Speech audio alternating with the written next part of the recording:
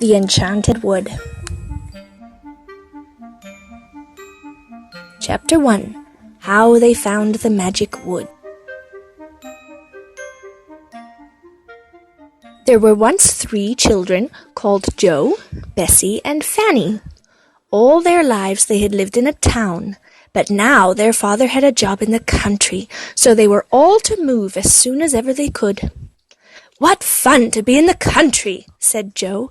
"I shall learn all about animals and birds." "And I shall pick as many flowers as I want to," said Bessie. "And I shall have a garden of my own," said Fanny. When the day came for the move, all the children were excited. A small van came to their door, and 2 men helped their father and mother to pile everything into it.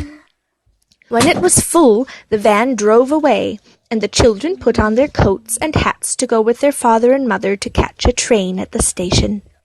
"Now we're off!" cried Joe. "The country, the country!" sang Bessie. "We might see fairies there," said Fanny. The train whistled and chuffed out of the station. The children pressed their noses to the window and watched the dirty houses and the tall chimneys race by. How they hated the town! How lovely it would be to be in the clean country, with flowers growing everywhere and birds singing in the hedges. "We might have adventures in the country," said Joe. "There will be streams and hillsides, big fields and dark woods. Oh, it will be lovely." "You won't have any more adventures in the country than you will have in the town," said their father.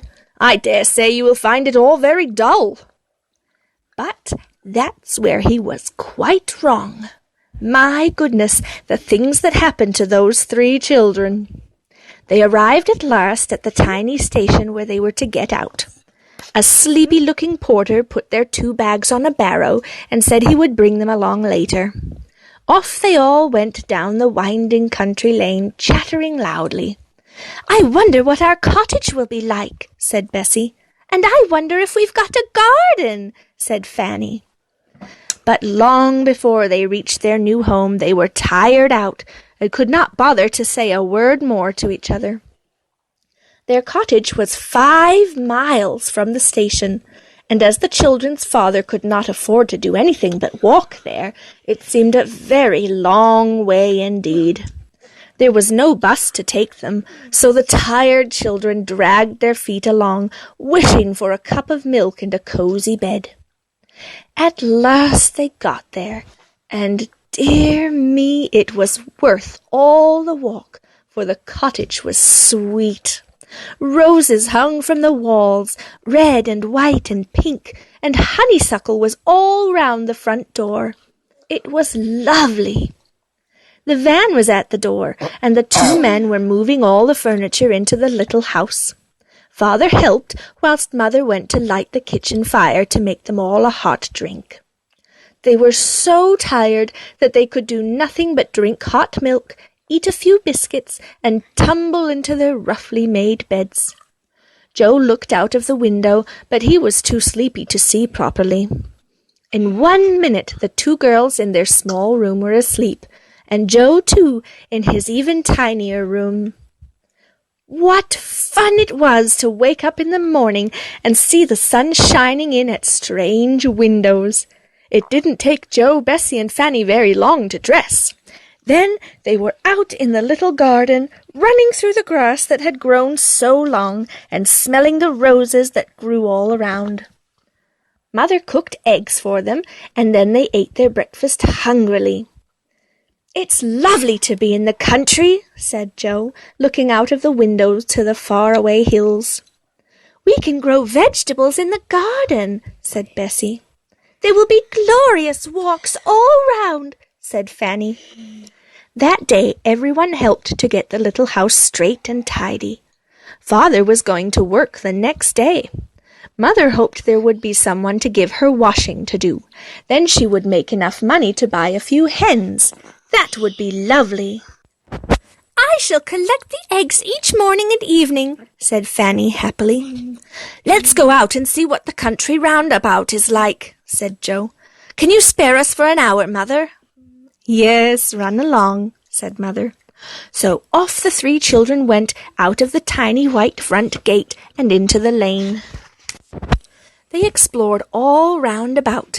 They ran across a field where pink clover was full of bees.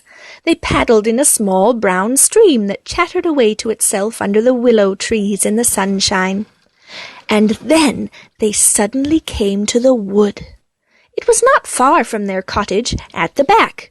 It looked quite an ordinary wood, except that the trees were a darker green than usual. A narrow ditch separated the wood from the overgrown lane. "A wood!" said Bessie in delight. "We shall be able to have picnics here." "It's rather a mysterious sort of wood," said Joe thoughtfully. "Don't you think so, Bessie?" "Well, the trees are rather thick, but they seem about the same as any others," said Bessie. "They don't quite," said Fanny. "The noise the leaves make is different. Listen." They listened, and Fanny was right. The leaves of the trees in the wood did not rustle in quite the same way as other trees nearby did. "It's almost as if they were really talking to one another," said Bessie, "whispering secrets, real secrets, that we just can't understand." "It's a magic wood," said Fanny suddenly. Nobody said anything. They stood and listened. "Wisha, wisha, wisha, wisha, wisha," said the trees in the wood, and bent towards one another in a friendly way. "There might be fairy folk in there," said Bessie. "Shall we jump over the ditch and go in?" "No," said Joe. "We might get lost. Let's find our way around before we go into big woods like this." "Joe, Bessie, Fanny!" Suddenly came their mother's voice from the cottage not far off. "Tea time! Tea time!" The children felt hungry all at once. They forgot the queer wood and ran back to their new home. Mother had new bread with strawberry jam for them, and they ate a whole loaf between them. Father came in as they were finishing. He had been shopping for Mother in the village 3 miles away, and he was hungry and tired. "We've been exploring everywhere, Father," said Bessie, pouring him out a big cup of tea. "We've found a lovely wood," said Fanny. "It's a queer sort of wood," said Joe.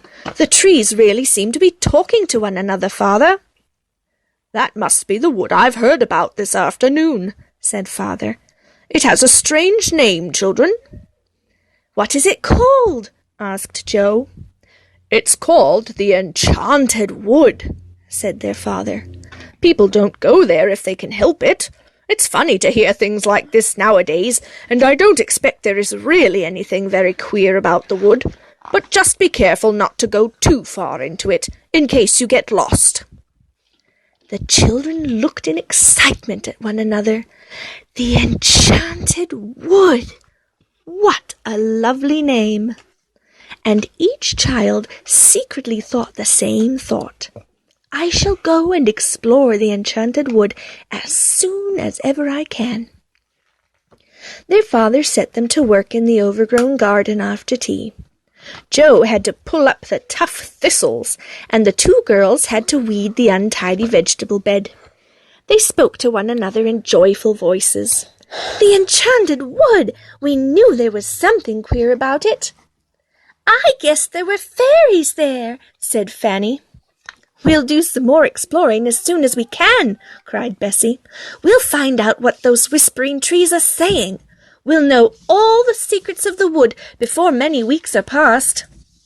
And that night at bedtime, all 3 stood at the window, looking out on the dark, whispering wood behind the cottage. What else would they find in the Enchanted Wood?